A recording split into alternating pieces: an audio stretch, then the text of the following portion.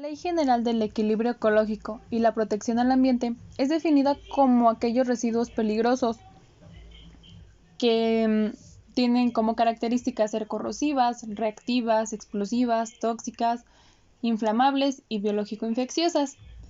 Estas representan un peligro al ambiente y fueron manejadas por la propia ley, que la expida la Secretaría del Medio Ambiente y Recursos Naturales. Esta es una norma oficial mexicana. El 7 de noviembre de 1995 fue publicada en el Diario Oficial de la Federación y esta establece los requisitos para la separación, envasado, almacenamiento, recolección, transporte, tratamiento y disposición final de aquellos residuos peligrosos biológico-infecciosos. Y estas se generan en los servicios donde se brinda la atención médica. Estos residuos peligrosos se han venido manejando en términos de regulación ambiental. Sin embargo, la norma tuvo que ser actualizada y se tomó en consideración experiencias y competencias de aquellos sectores que estaban involucrados. Esto se hizo con el fin de que todo sea adecuado para la protección del medio ambiente y pues de igual manera proteger la salud de la población en general. La presente norma oficial mexicana tiene como objetivo establecer la clasificación de los residuos peligrosos biológico-infecciosos, así como las especificaciones para su separación, envasado, almacenamiento, recolección, transporte, tratamiento y disposición final. Tiene observancia obligatoria para los establecimientos que generen este tipo de residuos y los prestadores de servicios a terceros que tengan relación directa con los mismos. Norma oficial mexicana que establece las características de los residuos peligrosos, el listado de los mismos y los límites que hacen a un residuo peligroso por su toxicidad al ambiente, publicada en el Diario Oficial de la Federación el 22 de octubre de 1993. Algunas definiciones y terminologías que encontramos en esta norma se consideran de la Ley General del Equilibrio Ecológico, la Protección al Ambiente, su reglamento en materia de residuos peligrosos y la Ley General de la Salud. Entre ellos encontramos al agente biológico infeccioso, que es cualquier microorganismo capaz de producir enfermedades cuando está presente en concentraciones suficientes en un ambiente propicio, en un hospedero susceptible y en presencia de una vía de entrada. Por el contrario, encontramos al agente enteropatógeno, que es un microorganismo que bajo ciertas circunstancias puede producir una enfermedad en el ser humano a nivel del sistema digestivo. Este puede ser transmitido por vía oral o fecal. También encontramos lo que es un bioterio, que es un área o departamento especializado en la reproducción, mantenimiento y control de diversas especies de animales de laboratorio en óptimas condiciones, los cuales son utilizados para la experimentación, investigación científica y desarrollo tecnológico. La carga útil es el resultado de la sustracción del peso vehicular al peso bruto vehicular. Un centro de acopio. Este se refiere a una instalación de servicio que tiene por objeto resguardar temporalmente y bajo ciertas condiciones a los residuos peligrosos biológico-infecciosos para su envío a instalaciones autorizadas para su tratamiento o bien su disposición final. Una cepa. Es un cultivo de microorganismos procedentes de un aislamiento.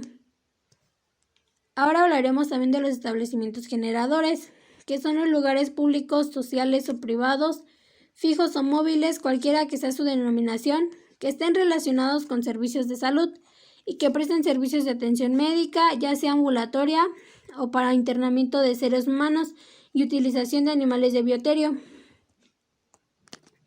Manejo. Este se refiere al conjunto de operaciones que incluyen la identificación, separación, envasado, almacenamiento, acopio, recolección, transporte, tratamiento y disposición final de los residuos peligrosos. Una muestra biológica.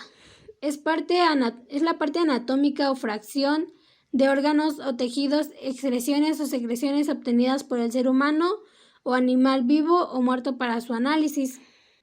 Un prestador de servicios es una empresa autorizada para realizar una o varias de las siguientes actividades: recolección, transporte, acopio, tratamiento y disposición final de los residuos biológico-infecciosos. Residuos peligrosos biológico-infecciosos son aquellos materiales generados durante los servicios de atención médica que contengan agentes biológico-infecciosos según son definidos en esta norma y que pueden causar efectos nocivos a la salud y al ambiente.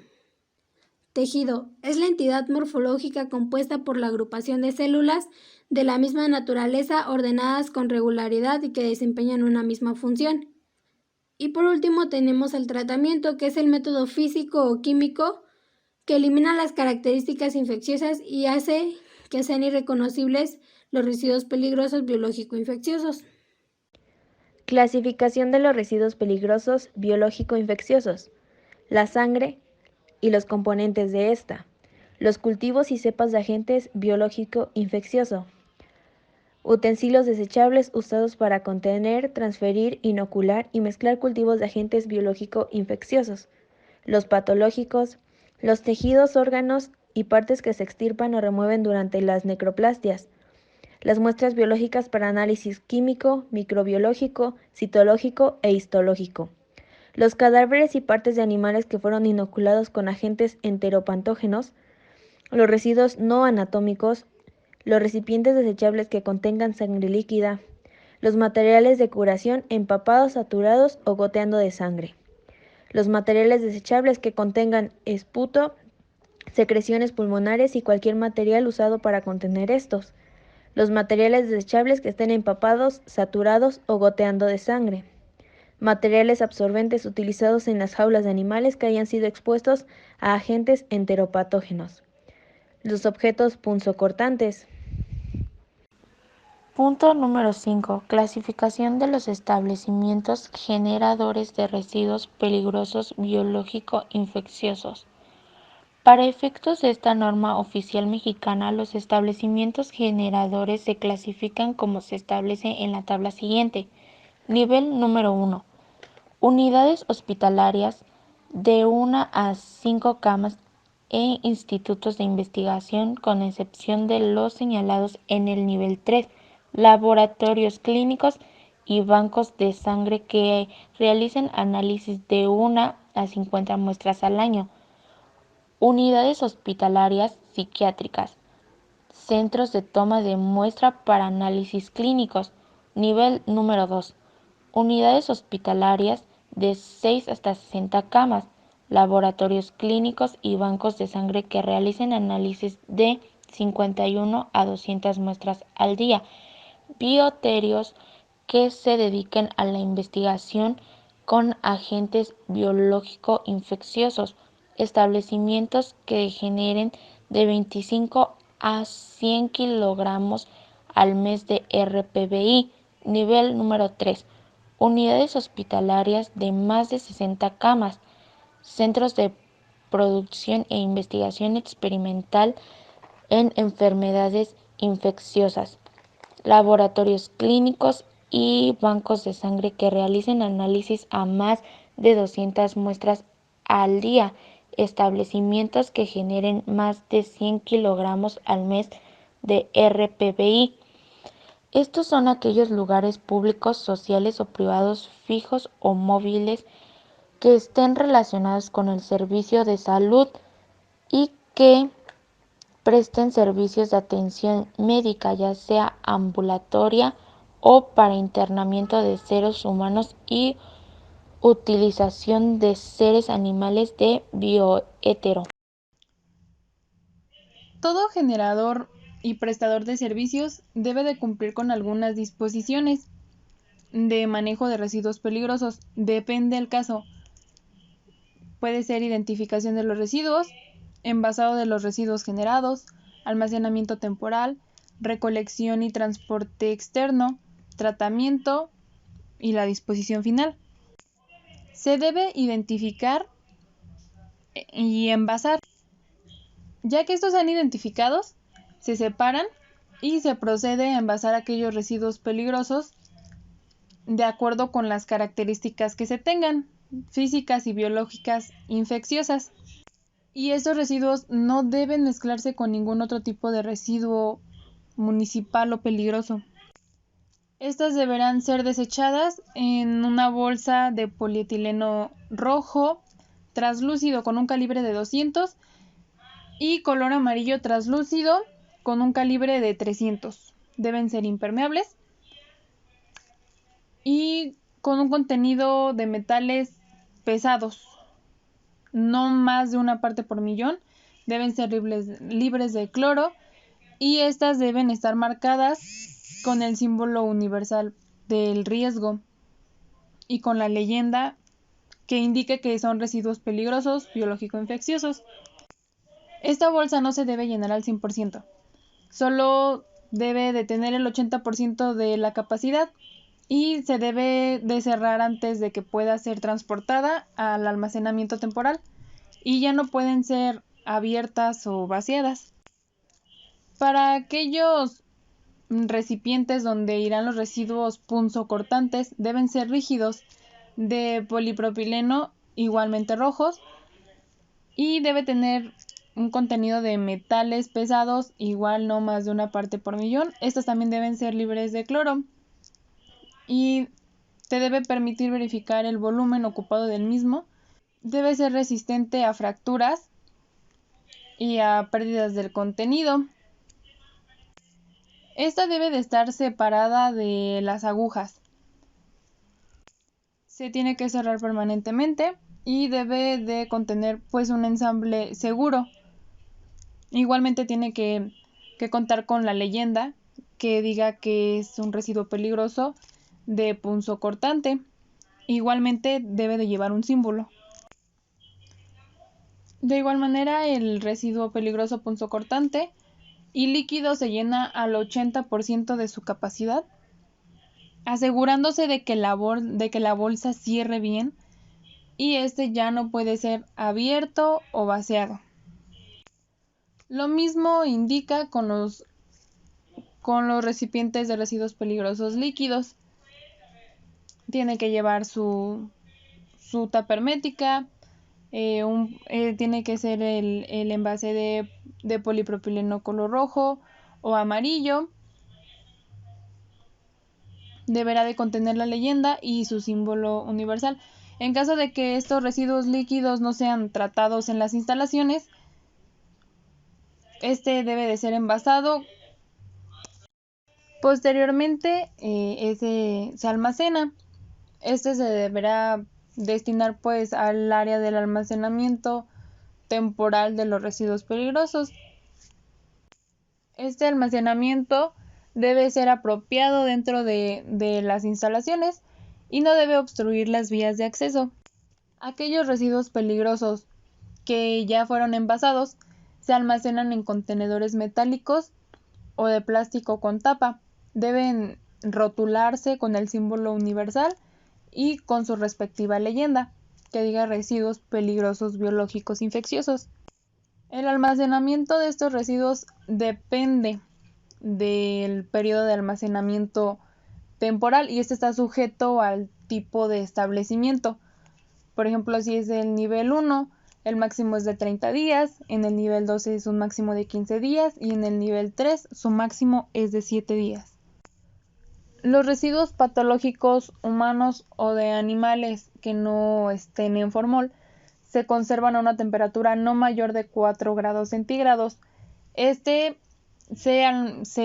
Se tiene en las áreas de patología o en almacenes temporales. Deben de estar en refrigeración y en áreas que designe el responsable de ese establecimiento. Estos deben estar separados de las áreas de pacientes o de donde se tienen los medicamentos o aquellos materiales que se utilizan para la atención. También en cocinas, comedores, instalaciones sanitarias, en los sitios de reunión, áreas de esparcimiento, oficinas, talleres, etc. Debe de estar techada y su acceso debe ser fácil. Esto para que pues facilite la recolección y el transporte y pues así no se corre algún riesgo. También se debe de contar con señalamientos y letreros alusivos a la peligrosidad que que este tiene. De igual manera, no cualquier persona puede accesar a esa área. Solamente se le permite la entrada al personal responsable de esta actividad. El diseño, la construcción y la ubicación también depende mucho de la autorización que ya le corresponde a la Semarnat. Aquel establecimiento de generador de residuos peligrosos que no cuente con espacios disponibles para construir algún almacenamiento temporal pueden utilizar contenedores plásticos o metálicos siempre y cuando se cumplan con los requisitos que tienen establecidos. De igual manera puede ser almacenado en centros de acopio, pero para realizar eso se tiene que pedir permiso a la Semarnat y este debe de contar con sistemas de refrigeración para mantener aquellos residuos peligrosos. Se debe de llevar una bitácora que, conforme con el artículo 21 del reglamento de materia de residuos peligrosos de la Ley General del Equilibrio Ecológico y la Protección al Ambiente, la estancia de estos residuos solo puede ser de 30 días. Posteriormente se hace una recolección y transporte externo. Estos deben realizarse conforme a lo dispuesto en los ordenamientos jurídicos aplicables y deben de cumplir con estos puntos. Solo se recolectarán aquellos residuos que cumplan con el envasado, embalado y etiquetado rotulado. Estos no deben ser compactados durante su recolección y transporte. Aquellos contenedores que hayan tenido estos residuos deben posteriormente de ser desinfectados y lavados. Esto se hace cada ciclo de recolección. Los vehículos que recolectan estos residuos deben ser de caja cerrada y hermética, además de que debe de contar con un sistema de captación de escurrimientos y tener un sistema de enfriamiento para mantener estos residuos a temperatura, que es de 4 grados Celsius. Sin embargo, aquel residuo peligroso que no haya tenido un tratamiento no deberá ser mezclado con otro tipo de residuo de origen industrial o municipal. Además de que para hacer la recolección y el transporte de estos residuos se debe tener el permiso de la Semarnat y este debe de cumplir con los puntos que ya se dijeron anteriormente. Después se hace un tratamiento. Los residuos peligrosos se tratan físicamente y químicamente y estos deben de garantizar la eliminación de microorganismos patógenos. Todo aquel que haga este tipo de operaciones de igual manera tiene que tener autorización previa de la Semarnat. Aquellos residuos patológicos se incineran, excepto aquellos que estén destinados a fines terapéuticos o que requieran de alguna investigación. Posteriormente, se hace una disposición final y este consiste en que ya cuando han sido tratados y los dejan irreconocibles, ya se disponen como residuos no peligrosos y ya son autorizados por las autoridades competentes. Toda aquella empresa que tenga residuos peligrosos debe de tener un programa de contingencia. Estos prestadores de servicios deben contar con este programa en caso de derrames, fugas o accidentes relacionados con el manejo de estos residuos. Punto número 7. Grado de concordancia con normas y lineamientos internacionales y con las normas mexicanas tomadas como base para su elaboración. Esta norma oficial mexicana no concuerda con ninguna norma internacional por no existir referencia en el momento de su elaboración, ni existen normas mexicanas que hayan servido de base para su elaboración.